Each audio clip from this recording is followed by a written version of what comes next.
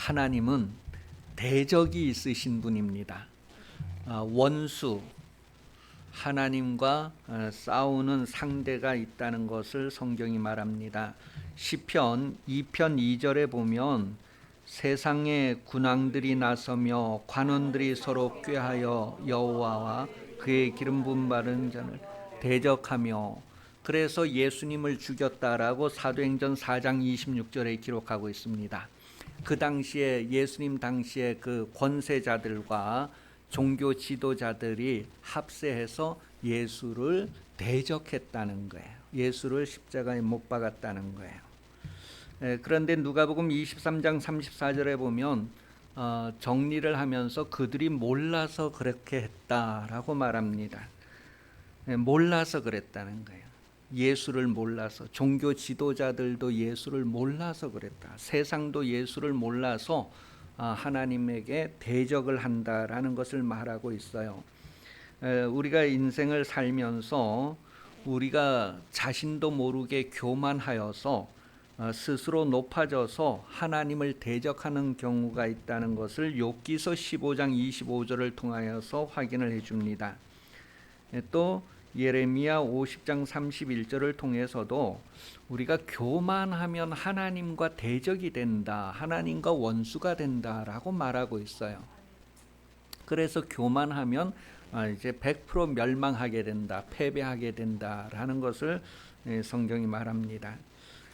사람은 이 말에 힘이 있어서 이 말로도 하나님을 대적하기도 한다는 거예요. 말라기서 3장 13절에서 18절의 내용에 보면 우리가 이 세상에 살아가면서 말을 잘못해서 하나님과 원수 관계가 된다, 하나님을 대적하는, 반대하는 입장에 서는 경우가 있다는 것을 말해주고 있어요. 그래서 말을 조심해야 되는 거예요. 그냥 힘없는 사람이라고, 나보다 약해 보이는 사람이라고 말을 함부로 하는 게 아니라 정말 말을, 좋은 말을, 축복하는 말을, 잘 되라고 하는 말을 해야 된단 말이에요. 왜냐하면 소자 중에 한 사람이라도 무시할 수 없는 것은 그의 천사들이 밤낮 하나님 앞에 오르락내리락 하면서 하나님의 얼굴을 보기 때문에 우리가 사람을 대적하는 것도 곧 하나님을 대적하는 것이 될 수 있다라는 것을 말해주고 있어요.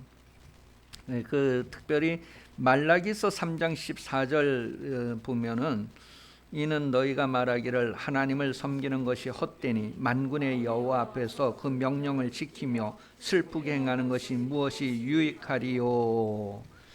우리가 신앙생활 하다 보면은 기도해도 아무 소용없다, 기도해도 하나도 뭐 되는 게 없더라, 교회 다녀도 아무 소용없더라, 뭐 이렇게 말하는 것, 이것이 하나님을 대적하는 것이 되는데, 그래서 정말 믿음의 언어를 사용하지 않고 이렇게 하는 것들이 하나님의 원수가 되어 있는 상태구나, 하나님을 대적하는 것이구나 하는 것을 성경이 말해주고 있어요. 그래서 그 말라기서 그 본문 밑에 쭉 읽어보면 하나님을 섬기는 사람과 하나님을 섬기지 않는 사람, 그렇게 구분되는 것은 바로 그런 말하는 거에서부터 드러난다는 것을 말해주고 있어요. 그 교회 다닌다고 하면서도 하나님을 안 섬기는 사람들이 있을 수도 있다는 거예요. 이렇게 믿지 않는 것, 하나님을 믿지 않는 것도 하나님에게 원수가 되는 것이다. 시편 78편 18절에서 21절에 그러한 내용들을 기록하고 있어요. 그러니 여러분, 우리가 이 세상에서 믿음을 가지고 하나님과 동행하고 하나님과 한편이 된다는 것이 얼마나 축복인가 하는 것을 새롭게 확인을 할 수 있습니다. 사도행전 26장 9절부터 12절 내용에 보면 이 바울도 예전에는 하나님을 모를 때, 예수 그리스도를 모를 때에 하나님을 대적하는 그런 모습의 삶을 살았다라는 것을 기록하고 있어요. 그런데 이제 그가 다메섹으로 가는 길에서 예수님을 만나고 이제 알면서부터 그분이 구주구나 하는 것을 알면서부터 동행하는 삶을 살고 그분을 위해서 죽기까지 하는 그런 삶을 선택하는 바울의 모습을 보게 됩니다.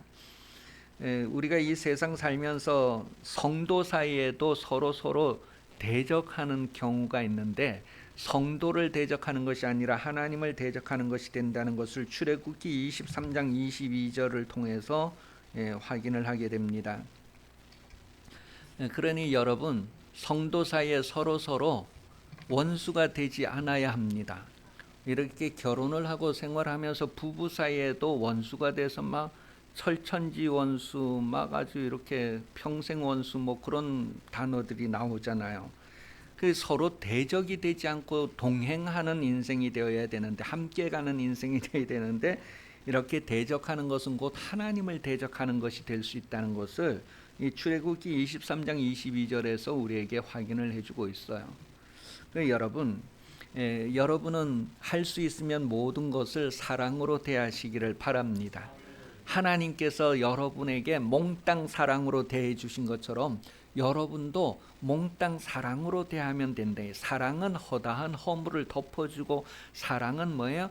모든 율법을 다 지키는 것이다. 그렇게 표현을 했어요. 그러니 정말 사랑하기를 힘쓰시고 사랑을 열매 맺는 삶을 사시기를 바랍니다.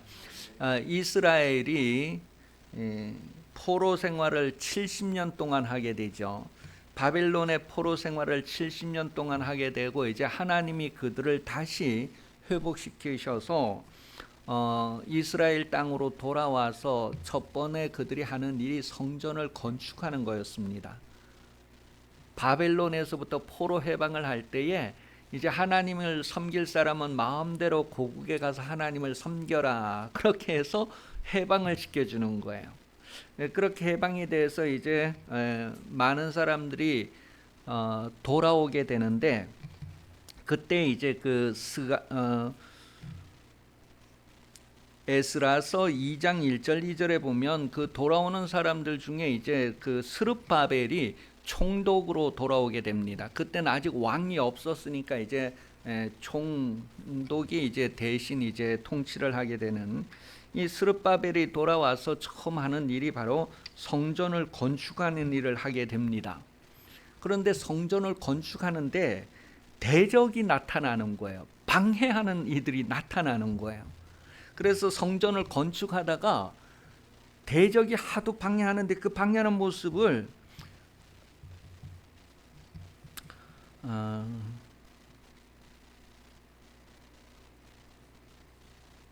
느헤미야서 4장 1절에서 3절 내용까지 6절까지 같이 한번 보시겠습니다. 느헤미야 맞죠? 스가랴서 말고 느헤미야. 느헤미야 4장 1절에서 3절까지, 1절에서 6절까지 같이 읽어보겠습니다.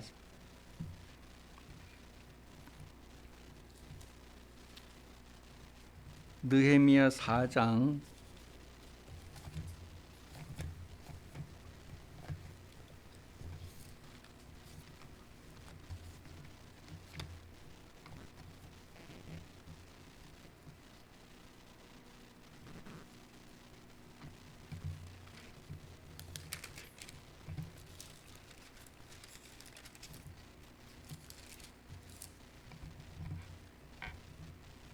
같이 읽어봅니다. 4장 1절에서 6절까지. 산발랏이 우리가 성을 건축한 다음을 듣고 크게 분노하여 유다 사람들을 비웃으며 자기 형제들과 사마리아 군대 앞에서 일러 말하되, 이 미약한 유다 사람들이 하는 일이 무엇인가? 스스로 견고하게 하려 하는가? 제사를 드리려는가? 하루의 일을 마치려는가? 불탄 돌을 흙무더미에 다시 일으키려고 하는가? 암몬 사람 도비아는 곁에 있다가 이르되, 그들이 건축하는 돌 여우가 올라가도 곧 무너지리라 하더라. 우리 하나님이여 들으시옵소서. 우리가 업신여김을 당하나이다. 원하건대 그들이 욕하는 것을 자기들의 머리에 돌리사 노략거리가 되어 이방에 사로잡히게 하시고, 주 앞에서 그들의 악을 덮어두지 마시며 그들의 죄를 도말하지 마옵소서. 그들이 건축하는 자 앞에서 주를 노하시게 하였음이니이다 하고, 이에 우리가 성을 건축하여 전부가 연결되고 높이가 절반에 이르렀음. 이는 백성이 마음을 들여 일을 하였음이라. 이렇게 해서 이제 그 계속해서 성전 건축을 방해하는 그런 내용을 이제 기록을 하고 있는데 이런 내용도 있어요.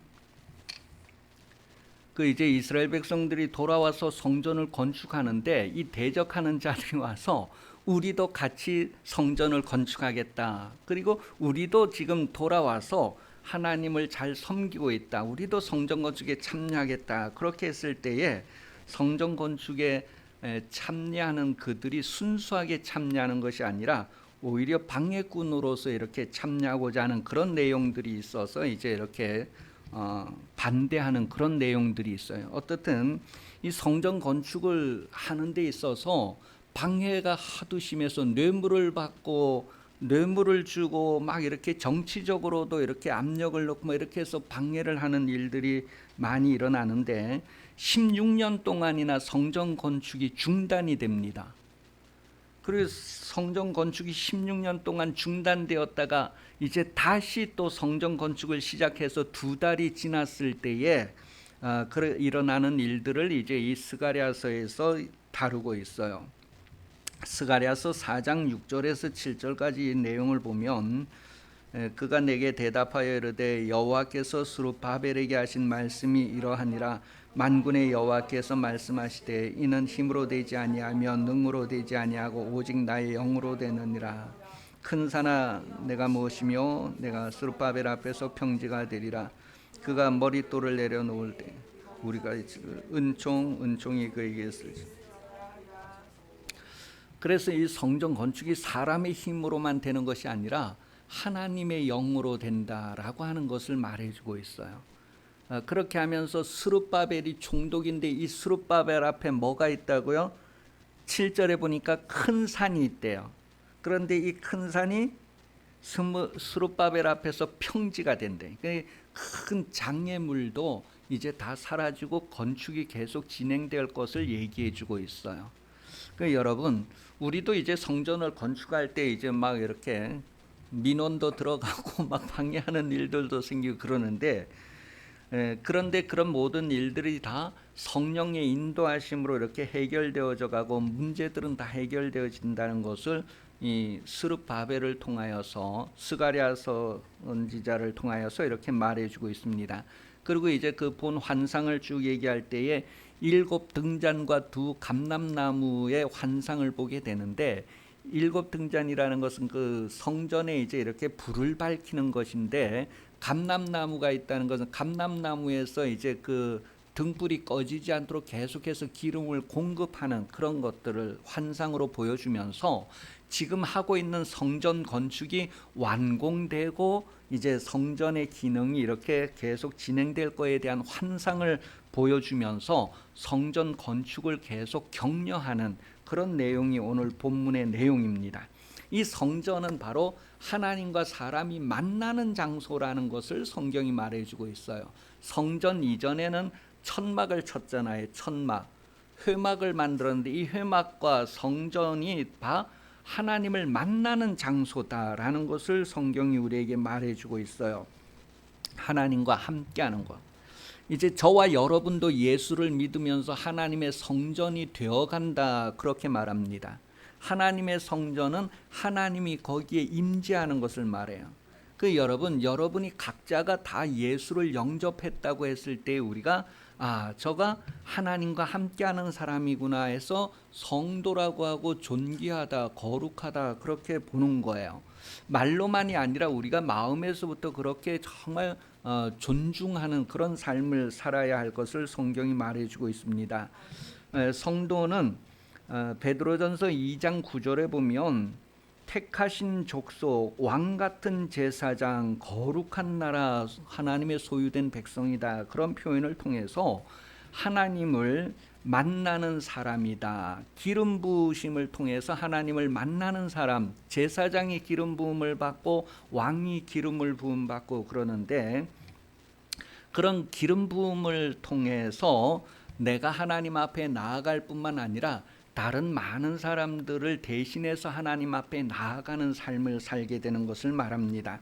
여러분이 복음의 제사장으로서 많은 사람들을 대표해서 하나님 앞에 나갈 뿐만 아니라 많은 사람이 여러분을 통하여서 하나님을 제사하는 것처럼 하나님께 자신들을 드릴 수 있는 그런 삶을 여러분들이 살아야 할 것을 성경은 말하고 있습니다. 그런 삶을 살라고 여러분들에게 기름 부으셨다고 하는 사실을 기억하십시오.